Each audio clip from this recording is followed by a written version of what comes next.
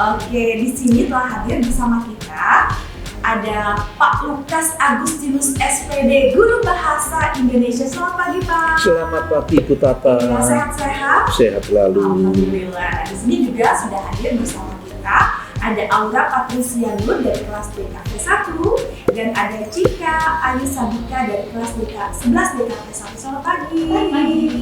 Apa kabar? Alhamdulillah. Baik ya. Oke, Pak Lukas, pagi ini kita bahas apa nih materi bahasa Indonesia? Untuk pagi ini saya akan bahas mengenai LHO atau istilahnya laporan hasil observasi, khususnya mengenai ciri-ciri dan strukturnya, Bu Tata. Ciri-ciri dan strukturnya. Iya. Kalau menurut Pak Lukas sendiri, apa sih pentingnya kita belajar teks observasi gitu ya? Karena kadang kan orang bertanya-tanya nih, mau nanya, tanya-tanya ya. Iya. Ngapain sih gitu? Kita tuh orang Indonesia, terus ngapain lagi kita belajar bahasa Indonesia? Fungsinya itu buat apa? Nah, salah satunya teks observasi. Gimana Pak? Begini, Bu Tata. Sebenarnya teks observasi itu adalah teks yang berisi penjabaran umum dari hasil kita mengamati atau mengobservasi. Kemudian objek tersebut dijelaskan secara mendetail, Bu Tata. Seperti itu. Iya. Betul. Kita lihat, kita laporkan, kita. Terus untuk strukturnya sendiri bagaimana? Untuk strukturnya itu kalau periode yang pertama itu ada 2, tapi tidak perlu saya jelaskan itu yang kedua. Tapi untuk sekarang ini ada 3. Yang pertama itu ada yang dinamakan deskripsi umum, yaitu. Yang kedua deskripsi bagian, kemudian yang ketiga deskripsi manfaat. Kemudian untuk deskripsi umum, deskripsi umum ini istilahnya itu mengklasifikasikan atau dalam arti di sini menginformasikan dan memperkenalkan objek yang diobservasi atau diamati. Itu dulu apa gitu ya? apa gitu ya toh.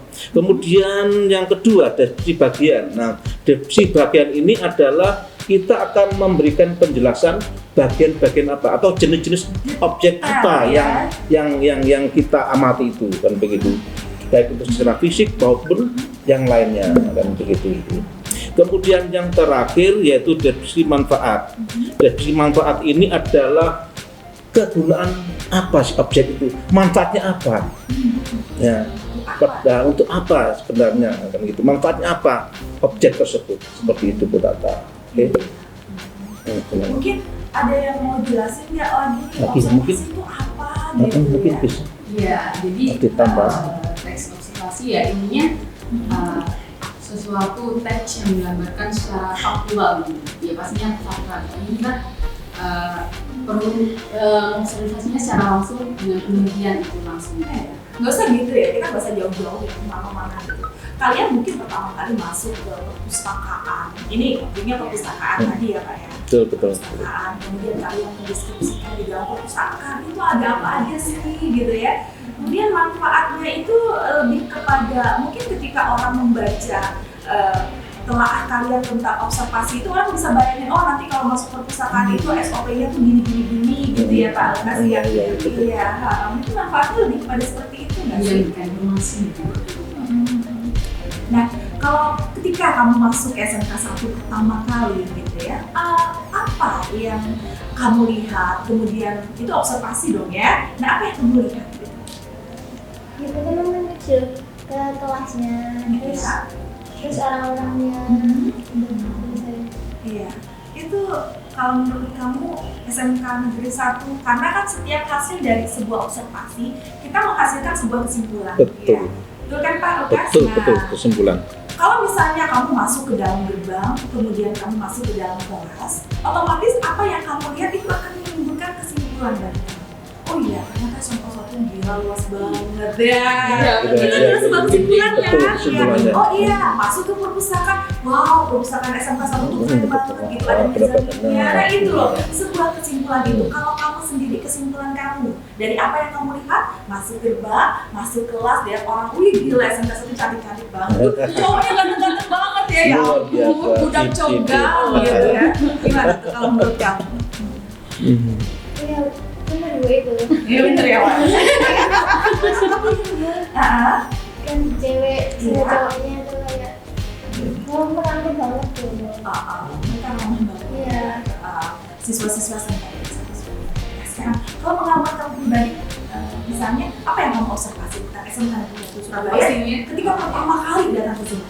maksudnya kaget dia bilang karena sekolahnya besar banget, besar lapangannya, terus Waduh, wah gitu ya. iya besar banget, terus abis itu masjidnya gede banget, terus kantinnya juga bersih, ya pastinya bagus sih Bu, iya semuanya. Kesimpulannya kan bahwa lingkungan SMK Negeri 1 Surabaya besar dan bagus. Iya pasti. Megah. Dia megah banget. Iya. Kesimpulan begitu. itu yang ingin kita ambil ya nggak Pak Lukas? Betul. Nah mungkin ada yang bisa dijelaskan lagi tentang, karena kan kalau kita hanya berbicara tentang sebuah teknik observasi itu pasti ada bagian-bagian. Iya, ini. Mungkin Pak Lukas bisa jelaskan.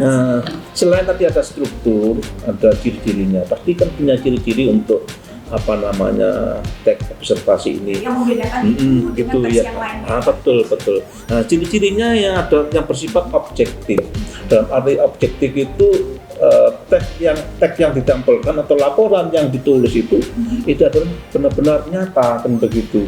Benar-benar apa yang diamati ya faktual begitu ya. Benar-benar sesuai dengan apa dan tidak tidak memberikan istilahnya itu gagasan atau pemikiran tersendiri atau mungkin tambahan sendiri begitu. Kemudian objek yang dibahas bersifat tunggal, dalam arti tunggal itu dalam satu lingkup itu saja. Iya, SMK 1 iya, ya, dalam SMK satu lingkup aja. iya, nggak perlu sampai SMK lain, enggak perlu Pak, gitu. saya bandingin ini sama SMK tua banget ya.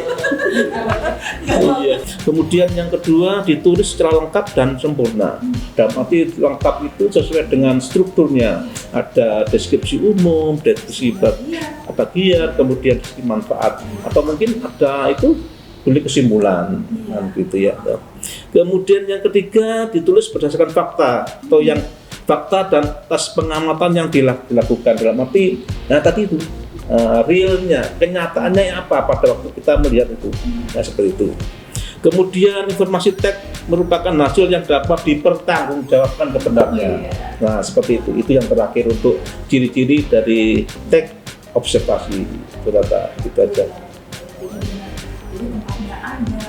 Fakta ya ada benar-benar. SMK 1 itu memang faktanya seperti ini. Jangan dibikin kayak padahal jelek tiba-tiba dibilang betul. bagus gitu ya. Oke deh. Mungkin dari salah satu anak kita di sini bisa menyimpulkan juga dari materi yang tadi disampaikan oleh Pak Lukas. Jadi kesimpulannya, teks observasi itu teks yang menggambarkan secara fakta sesuai dengan penelitian kita secara langsung. Perlukah sekarang kan udah musim ini kita menggunakan video untuk membuat sebuah laporan. Menurut kalian sendiri, apakah video itu bisa mewakili dari sebuah observasi? Tentunya bisa, asalkan dilakukan secara langsung. Fakta dan videonya juga real gitu, langsung dari objeknya sendiri. Mungkin menurut Pak Lukas bagaimana kalau misalnya itu dilaporkan mungkin tidak hanya secara teks tadi, tapi juga ada laporan berupa videonya tadi gimana Pak? Kalau saya bahwa itu lebih bagus lagi ya, lebih real lagi. Kenapa? Karena ada bukti-bukti yang benar-benar objek yang telah diamati, gitu loh. Sebagai dasar buktinya, ini loh objek yang saya amati. Iya. Ini videonya. Nah, videonya seperti ini. Ya. Tinggal anak-anak, siswa itu membuat sebuah karya tulisnya itu yang lebih bagus lagi gitu, lebih simpel lagi gitu ya. Gitu aja kita tahu. Oke. Nah itu tadi ya kesimpulannya ya, bahwa memang sebuah teknik observasi itu pertama kali itu adalah penting banget bagi kita semua. Betul. Dan bukan Sangat hanya penting. bagi kita sebenarnya, tapi juga bagi orang lain yang mungkin kita bisa memberikan informasi yang terbaru dan sesuai dengan fakta yang ada.